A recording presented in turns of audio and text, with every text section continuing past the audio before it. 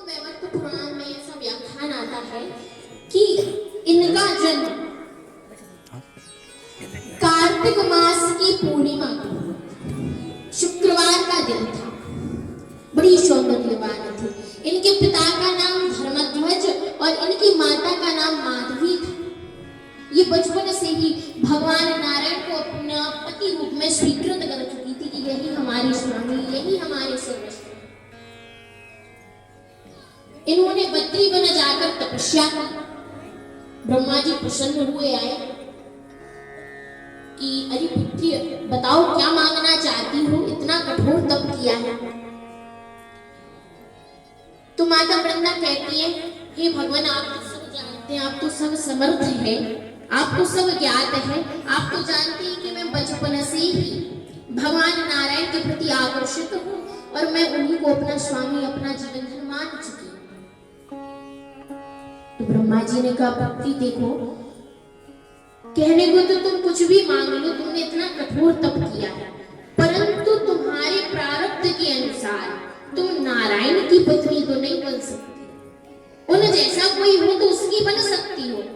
अगर तुम्हारे भविष्य में दृष्टिगोचर करे तो तुम्हारा विवाह एक जलंधर नाम के दैत्य के साथ है।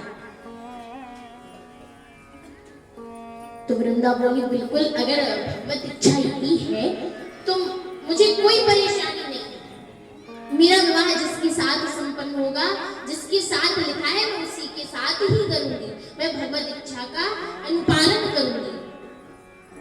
ब्रह्मा जी वरदान देकर चले गए। उचित समय पर जलंधर नाम के दैत्य के साथ माता तुलसी का विवाह संपन्न हुआ।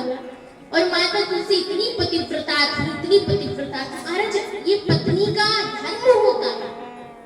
उसका पति चाहे जैसे ही हो, चाहे गरीब हो, चाहे महाराज फटे कपड़े पहने, चाहे जैसा हो, पर एक सती का, एक पतिव्रता पत्नी का धर्म होता है कि वो अपने पति को अपना जीवन धन सर्वस्व मानकर अपने आप को उसके चरणों में पूर्ण समर्पण करे। ये पतिव्रता का धर्म।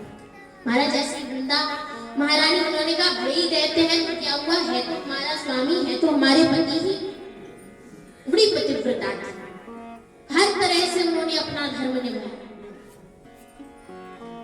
इसने जलंधर नाम के दैत्य ने देवताओं पर चढ़ाई कर दी, देवताओं का सिंहासन छीन लिया और महाराज शिव जी को भी एक बार पराजित कर चुका है। अब शिव जी ने भगवान नारायण से कहा कि प्रभु अब आप ही कुछ बताइए, हम क्या कर सकते हैं, क्या करें। अगर महारानी यज्ञ कर रही थी कि हमारा पति, जो हमारे स्वामी है हमारे, वो कभी पराजित ना हो, तो भगवान स्वयं जलंधर का रूप लेकर माता के सामने गए और कहा, अरे वृंदा, अरे तुलसी, तुम तो मिष्ठान बनाओ, तैयारियां करो, हम जीत चुके हैं। उन्होंने कुछ नहीं देखा, उन्होंने सीधा चरण छू लिए, चरण स्पर्श कर लिए। भगवान नारायण रूपी जलंधर के, जो भगवान नारायण थे वो जलंधर बनकर आए थे। माता वृंदा ने उनके चरण छू लिए और उनके साथ पति जैसा व्यवहार करने लगी।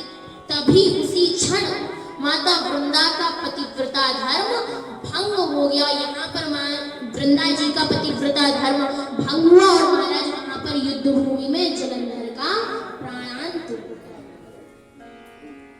जब अपने योग बल से माता तुलसी को पता चला कि हमारे पति की तो मृत्यु हो चुकी, उनका प्राणांत हो चुका है, तो भगवान बने, जो भगवान नारायण थे, जो जलंधर रूप में थे, उनको श्राप दिया कि तुम इसी समय शिला में परिवर्तित हो जाओ।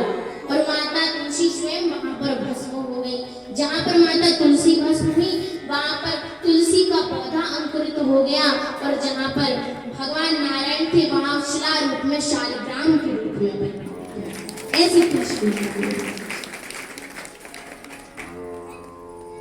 जब भगवान नारायण तुलसी माता से प्रसन्न हुए कि हम तुम्हारे पतिव्रता धर्म से प्रसन्न हैं और हम तुम्हें वरदान देते हैं कि तुम कलयुग में आज से तुम कृष्ण प्रिया के रूप में जानी जाओगी और मेरे सिर पर शिरोधार्य होगी।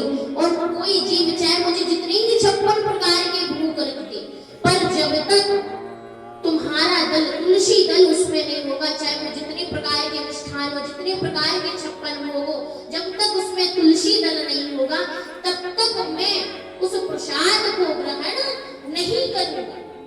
महाराज ऐसी कीमत। और मैं तो यही चाहूंगी कि अपने अपने आंगन में महाराज रोज तुलसी जी को जल दिया जाए, रोज सायंकाल में उनके सामने दिया रखा जाए। इससे हमारे घर में आने वाली जो चारों नकारात्मक ऊर्जा होती है वो दूर रहेगी। और आप सब तो विद्वज्जन हैं, आप लोग तो सब जानते हो, मुझसे ज्यादा अनुभवी हैं, पर मैंने जो भी टूटा फूटा कुछ कहा, अगर कुछ त्रुटि हो गई हो तो मुझे क्षमा कीजिएगा। आखिर हूँ तो आप सबकी ही बेटी। तो मैं चाहूंगी कि आज से हम लोग यही यहाँ पर प्रण ले, संकल्प ले कि 25 दिसंबर क्रिसमस डे के नाम से ना जाना जाए और आज से तुलसी पूजन दिवस के रूप में 25 दिसंबर मनाया जाए। बस मेरा यही संकल्प है, मेरा इतना सब कुछ कहने का यही मंतव्य है। धन्यवाद। और आइए केवल 1-2 लाइन का भजन करके हम सब तुलसी माता के समक्ष अपने भाव को रखते हैं। तो महाराज आपको पता है वृंदावन नाम क्यों है?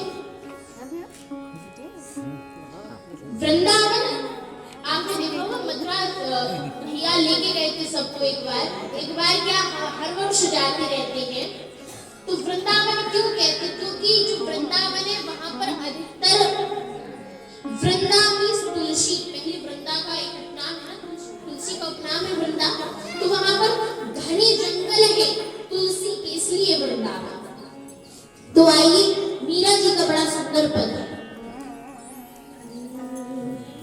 आली मोहे लागे